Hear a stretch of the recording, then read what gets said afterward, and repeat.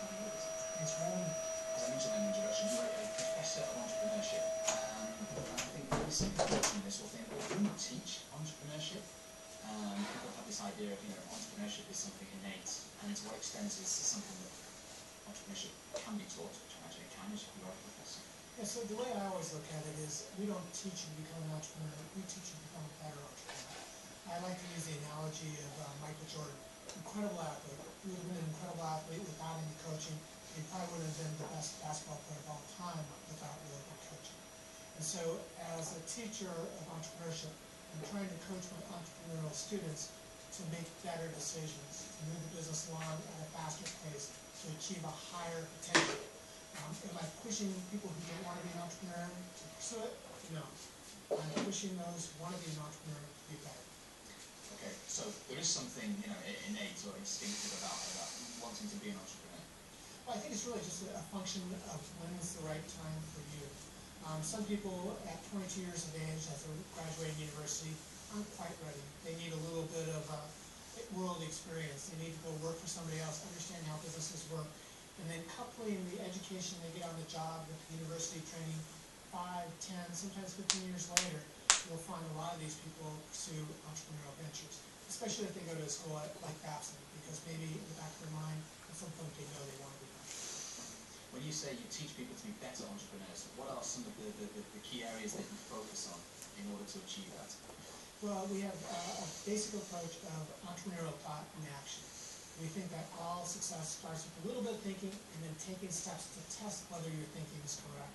And so I view this as putting together some low-cost experiments that we'll call affordable loss, learning from that affordable loss, and then changing the business to better reflect that new learning and to better adapt to what the customer wants. And you go through this in an iterative process, and ultimately you'll be on a business that's on a path to sustainability and hopefully high growth. So teaching people to experiment, to fail, to learn from failures? Absolutely.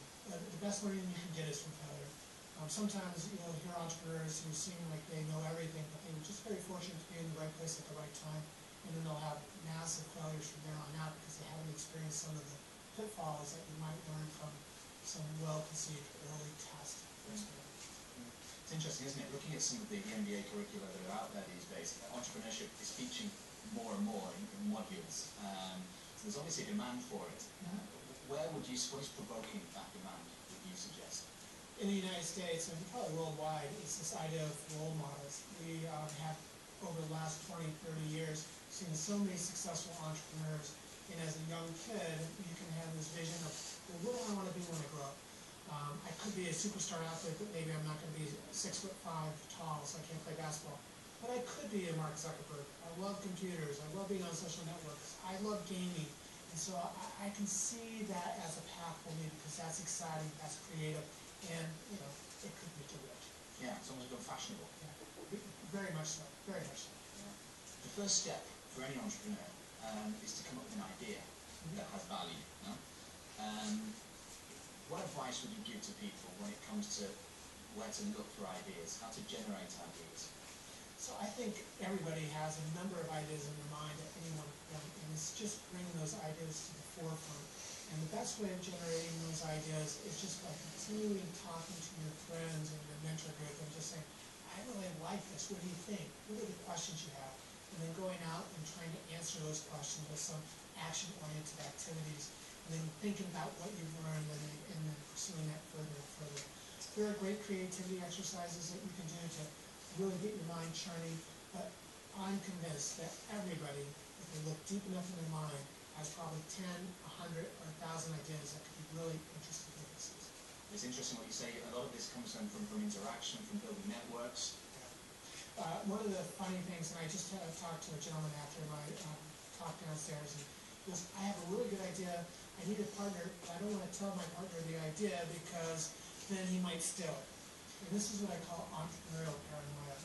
The idea that if you tell somebody your idea, they can do it better than you can. In success, the idea is a very small portion of what contributes to that success. It's your ability to implement. And your ability to implement grows exponentially by having a strong network and a good cohort of co-founders and top managers to help move that business along. How do you test whether an idea has value or not? You think you've got a great great idea, Mhm. but will everyone else? Yeah, and that's the first customer you always satisfy is yourself. If you think it's a great idea and you use it, you've passed the first test. Then you just need to get other people's reactions to it. And so I advocate this idea of low-cost experiments. Is there a way to test a piece of your idea with what you might call your friends? And we call it an evangelistic group who really believes in you and really is passionate about what you're doing.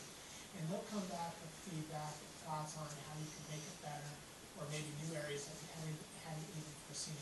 But do that at a low cost. The businesses that I really hate are ones that require a lot of money up front. If I have to invest $1 million just to test an idea, I'm more likely to fail. If I can invest $100 to test it, then learn from it, do another test for $1,000, and learn from it, do another test for $10,000, and learn from it, you'll see that the business I conceived way down here at the beginning is going to be quite different from where I end up. But I've gotten here in a very low-cost manner. My chances of success are now much, much greater. Can you give us an example of a company that this low-cost experimentation that you're talking about?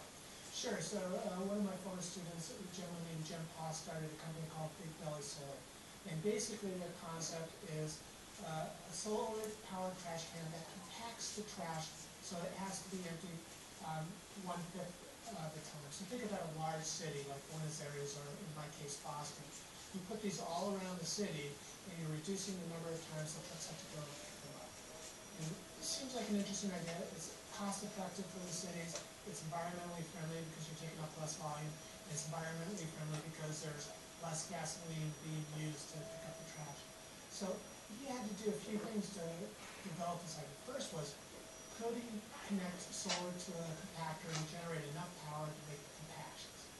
What kind of sun conditions do we need to do that? And so the very first thing, one of the very first things he did, actually had that testing before that, is he bought a kitchen trash compactor off Craigslist for $50. He went over to the Olin Engineering School, which is our sister college on our campus. Found some engineers who had a solar panel, they hooked it up there, and then they were just testing the frequency of how many compactions it could do, and they tested it in full sunlight, partial sunlight, after a week of rain, and just kept kind of validating that it made sense.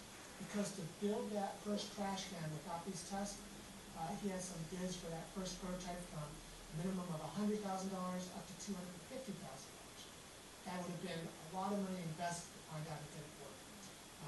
Ultimately, what he ended up doing was finding a partner who's willing to build it for cost with the idea that if it was successful, they would then be able to manufacture. You have a history of venture capitalists now. You have invested in companies in the past. Yes, and still do as an angel today.